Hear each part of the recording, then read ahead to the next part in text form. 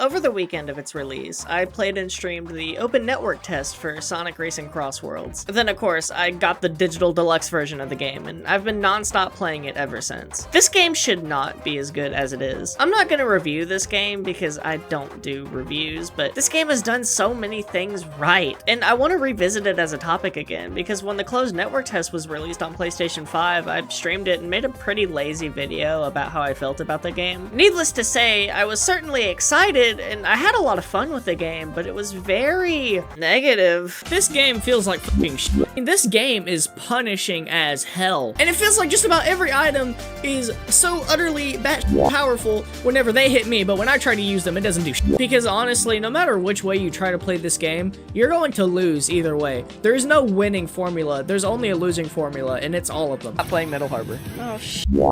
There's always an upside. At least you won't be dawned upon the mantle of Why am I still a boat? Middle Harbor. Oh, you are? What the fuck? Why am I still a boat? Well, I'm really happy to say that just about every single complaint that I had about the original demo is now completely obsolete. Wow, Sega, it's crazy what giving actual development time to your studios can do, isn't it? That's it, your video ships tonight. Wait!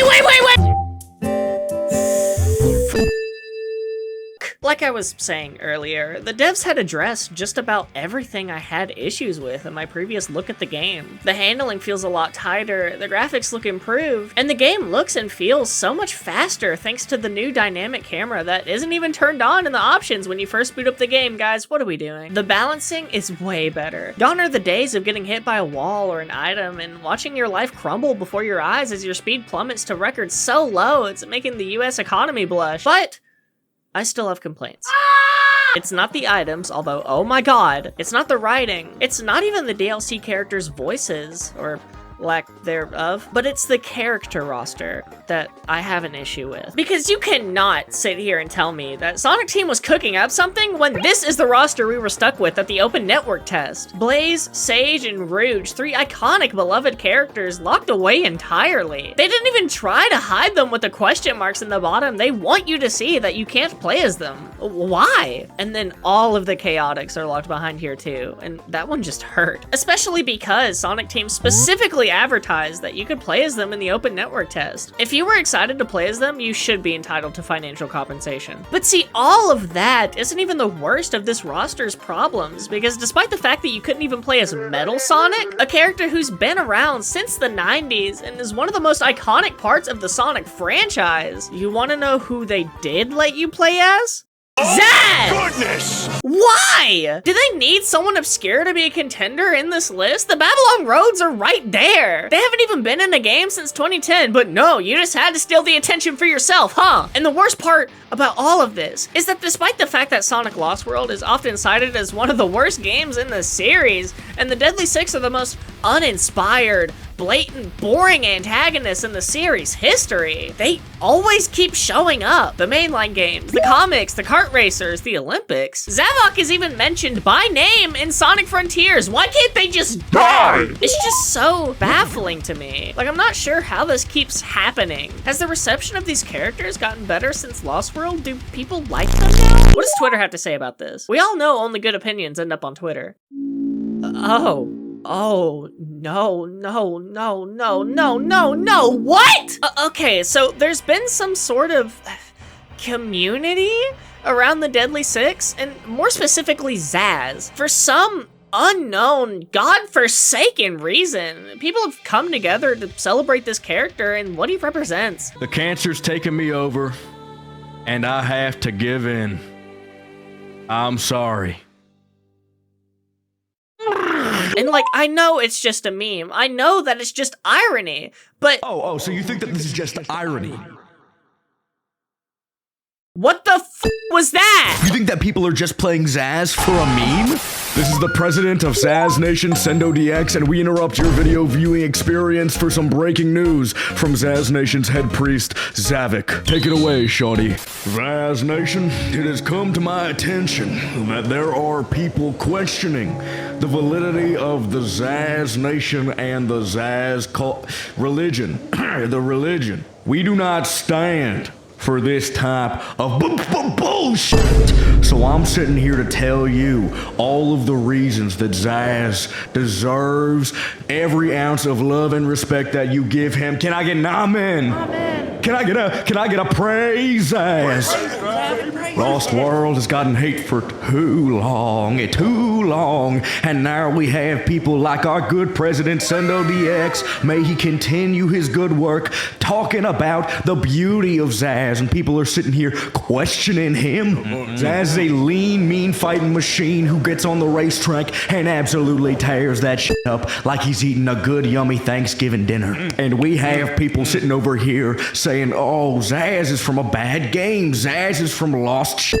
Well, you know what? Zazz Nation believes in second chances. Zazz Nation believes in the beauty of forgiveness. Zazz Nation believes in the beauty that comes from showing love to those who have fallen on hard times, and Zazz had fallen on hard times. Where are we going with this? First boss in Sonic Lost World, and he got his shit rocked by that fat blue Sonic, and now we're sitting here pretending like he doesn't deserve to get a second chance, even though he's sitting there winning races all the time. Can I get an amen? In Sonic Racing CrossWorlds, he is winning so many races endlessly. There are lobbies full of Zazz. There are lobbies full of Zazz, and people are still sitting here acting like Sonic Lost World. Dude, you're just playing church sound effects. There's no one in here, bro. What was it? You have Church of Zazz written in a fucking cardboard sign outside, dog. Yeah, can we get him out of here? Take his clothes. Put him out in the cold. Take his clothes. Don't give him his clothes back. Get your hands off me. Hey. Back to my sermon, good brothers and sisters. Zazz is a lean, mean fighting machine that tears up every single lobby he's in. When you see someone who's playing Zazz in Sonic Racing CrossWorlds, you know immediately that they know what they're doing, that they're on that extreme gear, tearing that shit up for a reason. They were put on this earth for a plan. Zazz's plan. So every single time you see someone talk Zazz, know that they are weak and that they hate forgiveness. They hate the beauty and love of Zazz. They hate the community that we Zazz lovers have. They hate the community that comes and is fostered all around this one beautiful nation. Zazz Nation, rise up. And they hate the fact that Zazz was given a second chance, and he's taking that second chance and he's running with it. Everybody, let's hold hands and start singing the song of Zazz. That's not even the song of you fight Xena in this world. Zazz is like in the beginning of the game. How is this at all related to Zazz? Praise. Whatever. Oh, it's beautiful. Anyway, go back to the video. Zazz Nation out.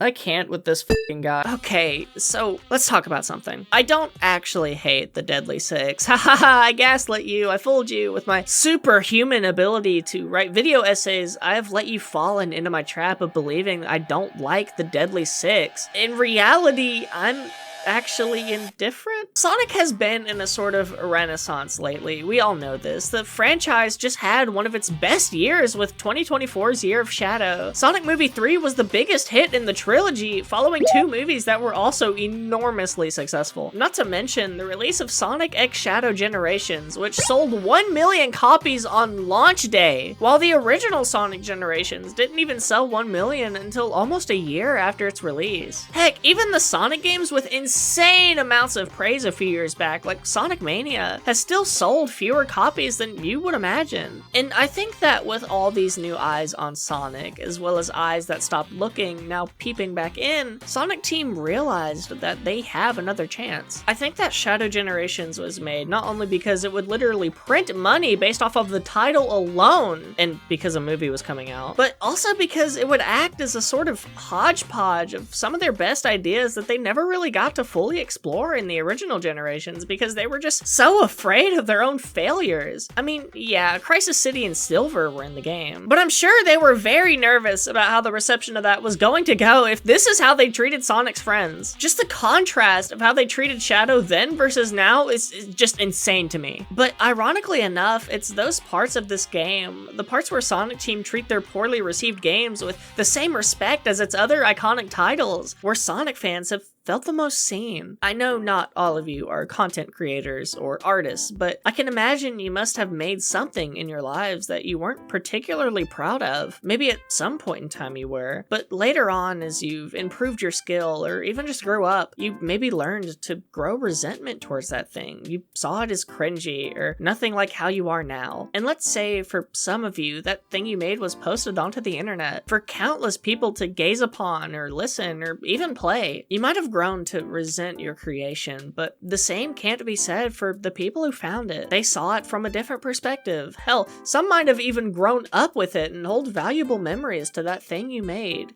Okay, I know the further I went along with that hypothetical, the more I probably lost some of you. But even if you could just get a general idea of what that would be like, I want you to take that feeling and apply it to Sonic Team. Yeah, they're a game studio, I know. They create video games to make money, but you cannot deny that there are people who work on this franchise or maybe previously worked on it that were and are passionate. They wanted to create something that they could be proud of, and I'm sure there are many things that they aren't proud of, not just from a sales perspective, but a creative perspective as well. It's not really common for companies or even other game studios to show the same amount of love and appreciation and respect to its IP the same way Sonic Team does, especially for things that were so criticized and shunned upon release. For example, from a business perspective, bringing back Mephiles into Shadow Generations is a bizarre reminder of the worst period for the brand. I mean, Sonic 06 was so infamous that its effects have rung out for years and years after its release. But from a Sonic fan's perspective, it's a way to bring back an idea that's not only really cool,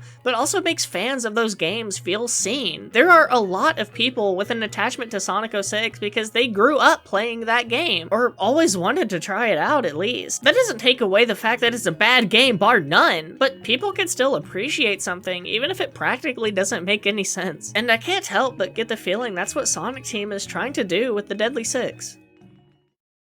Okay, originally I was gonna have a segment where I talk about them and their traits, but I kind of don't want to do that, so I'm just gonna go over everything really quickly. We have the red one, the fat one, the crazy one / religious figure. Yo, I want Zazz to impregnate me. Oh my god, get up! The emo one, the old wise one, and the hot one. I mean the girl one. I said earlier in the video that they are very uninspired, and there really isn't anything interesting about them.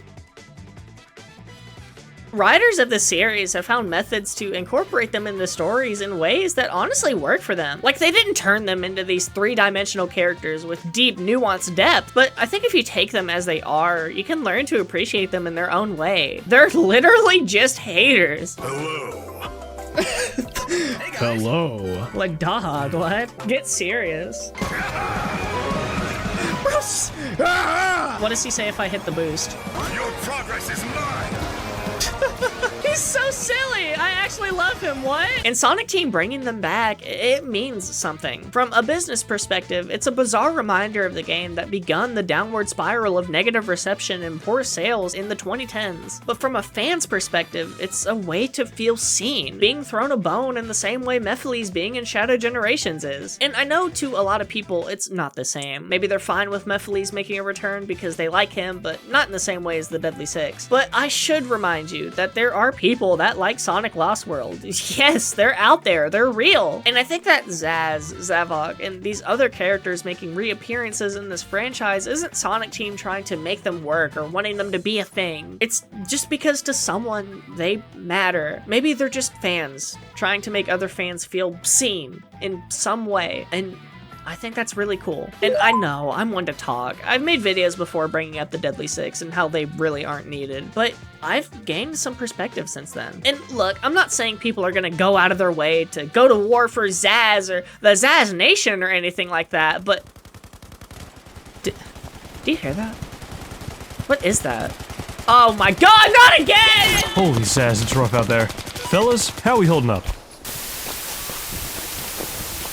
Well, Well, there's a chance everyone's still alive.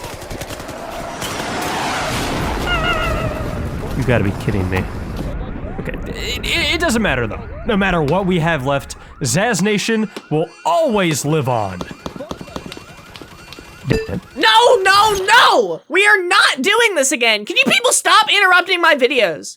Anyway, look, the takeaway that I want you to get out of this is that you're not wrong for liking a game that not many people like. You're not wrong for liking characters that maybe objectively don't mean much, and Sonic Team knows that. They know that there are fans of the series that like things that maybe aren't as popular as Sonic Adventure 2 Battle. And you're not wrong for not caring about these characters either, for not liking anything about them or the game they represent. But I think it's so important, not only as a community, but just as a person in general, to recognize that something you may not personally like is something that means so much more to someone else, someone you may not even know. And I think that if you carry yourself with that kind of perspective on things, you'll learn to find more things in life to appreciate. Even if it doesn't benefit you directly in any meaningful way, it might to someone else. And I appreciate Sonic Team for having that mentality. I really do. And I guess that's it. Thank you so much for watching. Oh yeah, that guy was kidnapped, wasn't he?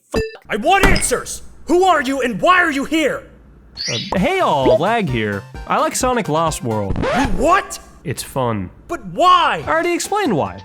Sure, it has its issues, but some of the game's mechanics like the parkour system and spin dash work really well for platforming and speedrunning. And it created the best Sonic character, so why would I not like it? It's the electric chair for you. Wait! So this is it. Okay. Any last words? Yeah, I do. Zazz.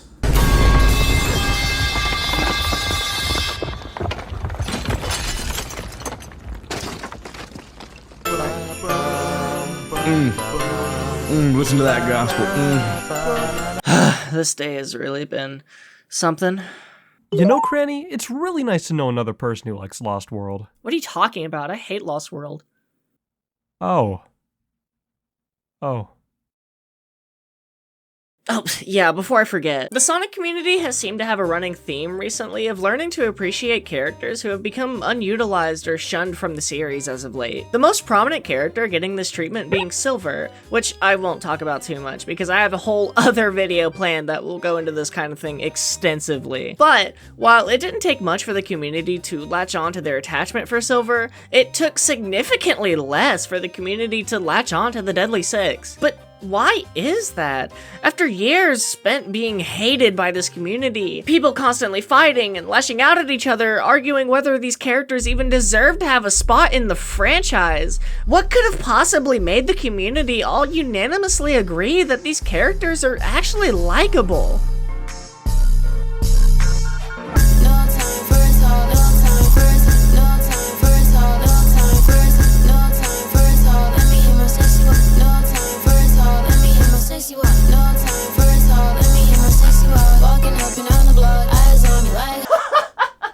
You know, they have a point, actually.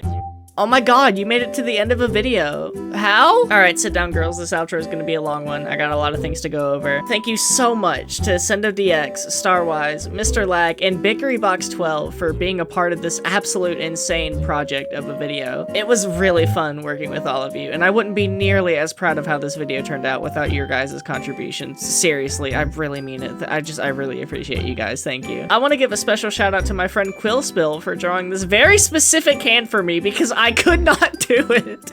I suck at drawing hands, it's so bad. I have their link tree in the description of this video. They are an excellent artist, and I've commissioned them for art on this channel before. Definitely go check them out. I want to give a big special shout out to my channel members as well, because their support makes everything I do better. So thank you so much to Random Person, Elizabeth's Musical, and Grimma. Seriously, thank you guys. If you also want to get exclusive bonus content like video outtakes and special behind the scenes updates like them, then consider being a channel member. It's pretty cool, I guess. And lastly, I want to thank you, the viewer, for watching. I'll see you on the next one. Zazz Nation out. Oh my god, I did not just f***ing say that.